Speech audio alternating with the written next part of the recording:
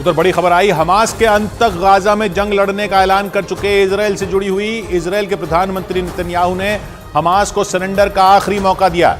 उन्होंने हमास के लड़ाकों से दो टूक बोल दिया कि वो यहिया सिनवार के चक्कर में अपनी जान न गंवाएं और सरेंडर कर दें। ये बयान देते समय नेतन्याहू ने माना कि जंग अभी लंबी चलेगी, लेकिन उन्होंने इस जंग को हमास के अंत की शुरुआत बता डाला और इस बात पर जोर दिया कि इजराइल की सेना यहिया सिनवार को खत्म करके ही चैन की सांस लेगी।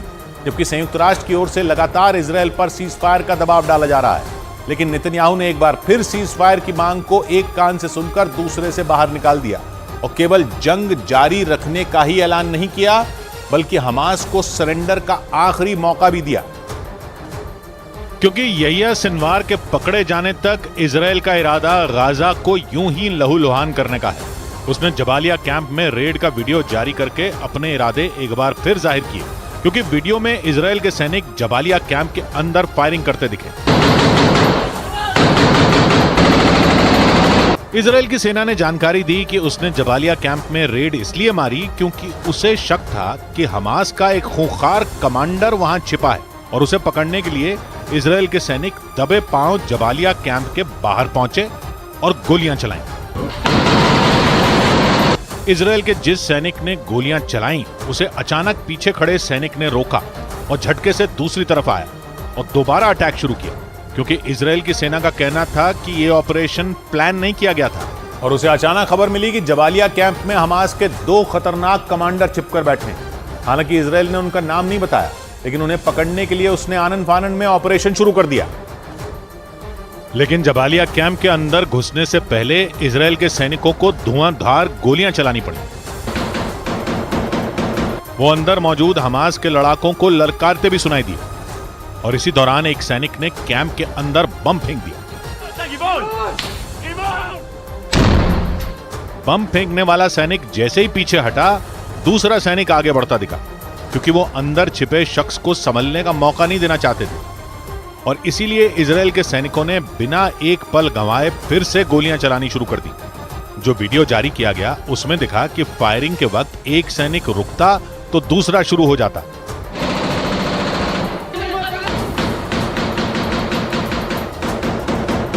इजराइल की सेना ने बताया कि यह ऑपरेशन जबालिया कैंप के नीचे बनी सुरंग में छिपे हमास के लड़ाकों को पकड़ने के लिए चलाया गया था, लेकिन सुरंग में घुसने से पहले ही खूब गोलियां चली और इसके बाद इजराइल के सैनिक अंदर घुसे।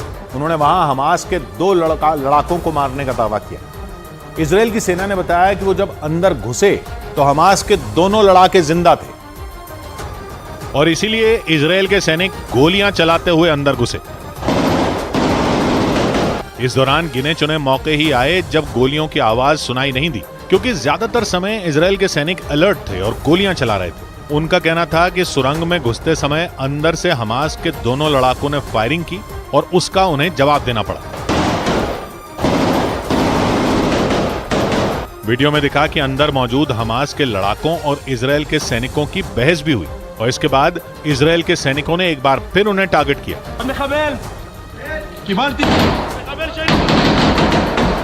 इजराइल ने जो वीडियो जारी किया उसमें दोनों हमास लड़ाकों के शव भी दिखाए गए। इसके अलावा जबालिया कैंप के नीचे बनी सुरंग की दीवारों पर गोलियों के निशान और यहाँ वहाँ बिखरा सामान भी दिखा। मतलब इजराइल की सेना ने गाजा में जारी सैन्य ऑपरेशन का एक और खतरनाक वीडियो जारी करके बता दिया कि इजराइल की सेना अब नहीं रुकेगी और अब तो उसकी खतरनाक याहलोम यूनिट मैदान में उतर चुकी है। जबालिया कैंप में भी इजराइल की सेना की इसी टुकड़ी ने हाहाकार मचाया।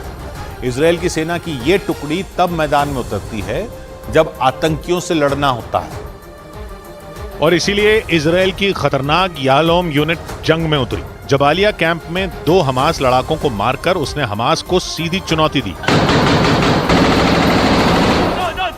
इजराइल की भाषा हिब्रू में याहलोम का मतलब होता है हीरा और इसीलिए याहलोम यूनिट का नाम उसकी काबिलियत दिखाता है, क्योंकि इजराइल ने ये यूनिट सुरंगों को ढूंढने और वहां से दुश्मनों का सफाया करने के लिए बनाई है। इस यूनिट का हर सैनिक कई आतंकियों पर भारी पड़ता है, जिसके लिए उन्हें खतरनाक ट्रेनिंग दी जाती है और इसीलिए हमास के जिन लड़ाकों को इजराइल आतंकी कहता है, उनका सफाया करने के लिए याहलोम यूनिट गाजा में जंग लड़ने लगी। क्योंकि नेतन्याहू ने साफ कर दिया कि वो जंग नहीं रोकेंगे और जब तक यहिया सिनवार नहीं पकड़ा जाता तब तक गाजा में हाहाकार मचाते रहे। जबकि संयुक्त राष्ट्र इजरायल पर युद्ध विराम का दबाव बना रहा है। लेकिन नेतन्याहू ने साफ कर दिया कि वो इस बारे में सोच तक नहीं रहे, क्योंकि उन्होंने हमास के लड़ाकों को चेतावनी दी कि वो सरेंडर कर दें और यहिया सिनवार के चक्कर में अपनी मौत को न्योता न दें। ואני אומר למחבלי חמאס, זה נגמר. אל תמותו בשביל סנוואר. हालांकि नेतन्याहू ने यह माना कि जंग लंबी चल सकती है, लेकिन वो ये जताने से पीछे नहीं हटे कि आज नहीं तो कल हमास का अंत पक्का है। זה ייקח עוד זמן. המלחמה בעיצומה. אבל זה תחילת הסוף של חמאס. हमास के लादेन को पकड़ने के लिए इजराइल ने पूरे गाजा को उलट पुलट कर रख दिया, क्योंकि पहले इजरायल के सैनिकों ने उत्तरी गाजा पर हमला किया, फिर दक्षिणी गाजा के खान यूनिस में घुस गए, क्योंकि इजरायल की मीडिया ने दावा किया कि यहिया सिनवार उत्तरी गाजा से दक्षिणी गाजा भाग गया और वहां उसने हमास के गढ़ खान यूनिस में पनाह ली। इजराइल की सेना ने इसी वजह से दक्षिणी गाजा के खान यूनिस में हाहाकार मचाया, लेकिन हमास ने भी हथियार नहीं डाले, उल्टा उसने इजराइल को धमकी दे डाली और बयान जारी किया कि जब तक उसकी शर्तें नहीं मानी जाती वो इजराइल के बंधक नहीं छोड़ेगा। और हमास की इस धमकी का कनेक्शन इजराइल की जेल में बंद फिलिस्तीन के नागरिकों से जोड़ा गया और कहा जाने लगा कि हमास बंधकों के बदले और फिलिस्तीनियों को छुड़वाना चाहता है, क्योंकि उसने बयान दिया कि इजराइल और उसके समर्थक हमास की मांगों को पूरा किए बिना अपने बंधकों को जिंदा वापस नहीं ले जा सकते। यानी नेतन्याहू और हमास दोनों अड़े हुए, जिसका खमियाजा गाजा के आम लोग भुगत रहे हैं, क्योंकि नेतन्याहू सिनवार को पकड़े बिना सीज फायर के बारे में सोच तक नहीं रहे।